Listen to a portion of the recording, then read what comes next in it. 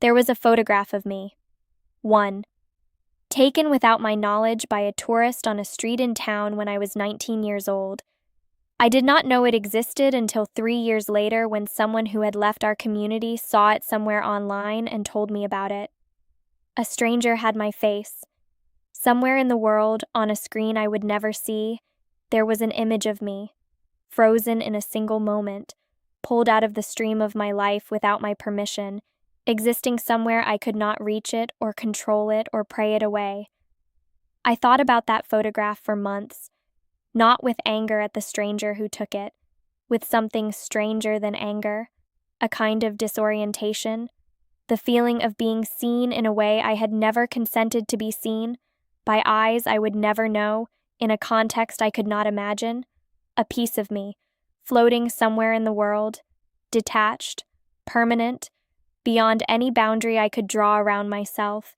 That feeling, that specific, particular feeling, is the closest I have ever come to understanding, from the inside, why photographs were forbidden in our community. Why they were not just discouraged or gently avoided, but genuinely, seriously, faithfully forbidden. My name is Leah. I grew up in a conservative Old Order community in Indiana, and tonight I want to tell you something that most people get wrong about the photograph rule. They think it is about vanity. They think it is about the same hotchmet, the pride, that keeps us from mirrors and makeup and ornament. And vanity is part of it, but only part. The deeper reason is something else, something that took me years of living inside the rule to understand, and something that the photograph of me, floating somewhere online without my knowledge, made suddenly and completely real. Let me start at the beginning. Let me tell you what it was like to grow up in a world without images of yourself. I had never seen a clear photograph of my own face until I was 21 years old. Not because mirrors were entirely absent, though they were discouraged, but because photographs specifically were forbidden in a way that was enforced with the full weight of community expectation and the bishop's authority. No family portraits, no photographs at weddings, no school pictures, because we did not attend outside schools, no images of any kind that captured a specific human face and preserved it outside the flow of time. The reason given, the reason I grew up with, the reason preached from the front of the farmhouse on Sunday mornings, was the second commandment. Thou shalt not make unto thee any graven image. Our bishop, a careful and serious man who had studied Scripture his entire adult life, interpreted this commandment as applying directly to photography. A photograph was an image. It was made by human hands and human technology. It captured a likeness and preserved it. It was, in the most literal possible reading of the text, exactly what the commandment warned against. I believed this. The way I believed everything I was given as a child, completely and without much examination, because the framework I had been given made it coherent. A photograph was pride made permanent. It said, this face, this moment, this specific arrangement of a person in time is worth preserving, worth keeping, worth showing, and that kind of saying was Hochmut. It placed the self at the center in exactly the way our faith said the self should not be placed. But there was a second reason, one that was spoken less often in church, but that lived in the practices of the community in a way I could feel even before I could articulate it. And this second reason is the one the photograph of me, floating online, taken without my permission, made suddenly real. A photograph is a piece of you that leaves you. I want you to sit with that for a moment. In the outside world, this sounds like poetry, maybe even dramatic. But inside the theology of our community, it was something more precise than poetry. It was a statement about the nature of identity and the nature of community and the danger of allowing any piece of yourself to exist outside the boundaries that held you safe. Our community was built on the principle of separation. Not hostile separation, not hatred of the outside world or contempt for its people, but a deliberate, faithful, maintained distance. The Ordnung existed to draw the line clearly between inside and outside, between the community's world and the world that pressed against it from every direction. And photographs, specifically photographs of community members, were understood as a kind of breach in that line, a way for the outside world to take something of you with it when it left, a way for a piece of you to exist in a context you could not control, surrounded by values you did not share, seen by eyes that did not know you as anything other than a curiosity. The tourist who photographed me on that street in town had taken a piece of me into a world I had been shaped, my entire life, to remain separate from.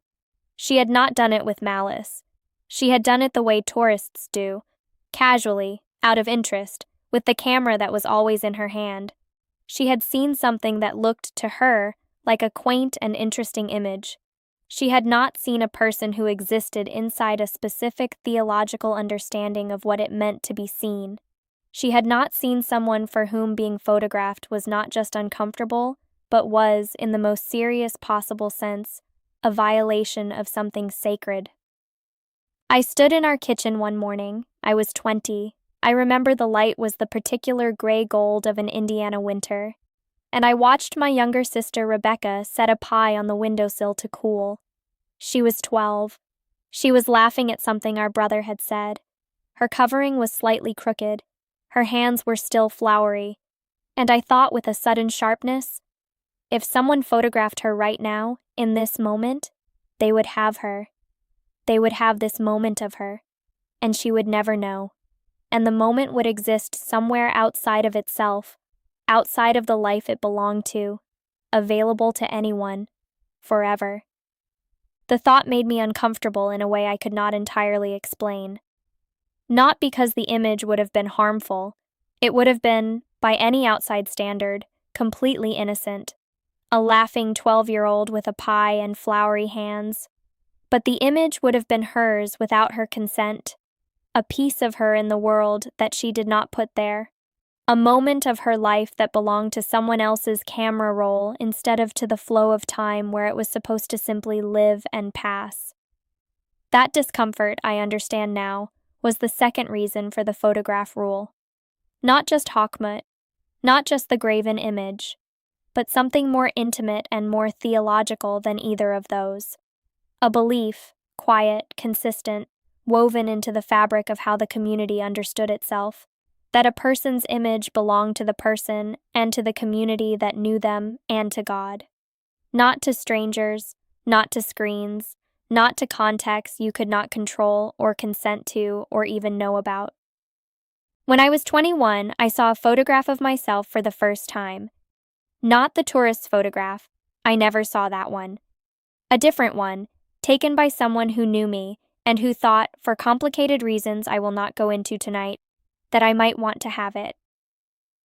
I sat with that photograph in my hands for a long time. I looked at my own face the way I had only ever looked at it in glimpses, in still water, in dark windows, in the small polished tin near the wash basin. Here it was still. Here it was permanent. Here was my face, at a specific moment, preserved outside of time. I did not know how to feel about it. I still do not know how to feel about it entirely. Part of me found it disorienting in the way the community had always taught me it should be disorienting. Part of me found it, quietly and somewhat guiltily, moving. There I was, specific, present, a person who existed in a particular way at a particular moment. There was something about seeing that, something that the community's rule had always prevented me from seeing, that felt like a kind of meeting, like the meeting I described once before, standing at a wash basin in the upstairs hallway, like being introduced to yourself. Both things are true. The community's reason for the rule is real. The feeling of being seen, truly, specifically, permanently seen, is also real. And the tension between those two truths is not one I have resolved. I am not sure it resolves. I think it is one of the places where the community's wisdom and its limits exist in the same space, pressing against each other, neither one winning. What I know is this: the tourist's photograph of me, the one floating somewhere online that I have never seen, still sits with me. not as a source of ongoing distress, but as a reminder of something the community understood that the outside world largely does not. That being seen is not neutral. That a piece of you in the world is a piece of you in the world. That the consent of the seen person is not a small thing. In the age we are living in now, where images are everywhere, where faces are captured and stored and shared and processed by technologies that nobody fully understands, I think about the photograph rule sometimes with a different feeling than I had growing up inside it. Not agreement exactly, but a kind of recognition, a sense that the people who wrote it into the Ordnung understood something about images and identity, and the danger of losing pieces of yourself to contexts you cannot control that the rest of the world is only now beginning to reckon with.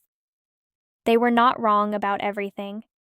That is what I want to leave you with tonight. They were not wrong about everything. I want to ask you something. How many images of yourself exist in the world right now, on phones, on servers, in databases, that you did not consent to, that you do not know about, that belong to contexts you cannot control?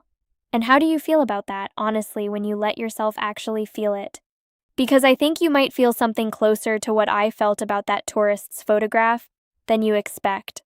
And I think that feeling is worth paying attention to.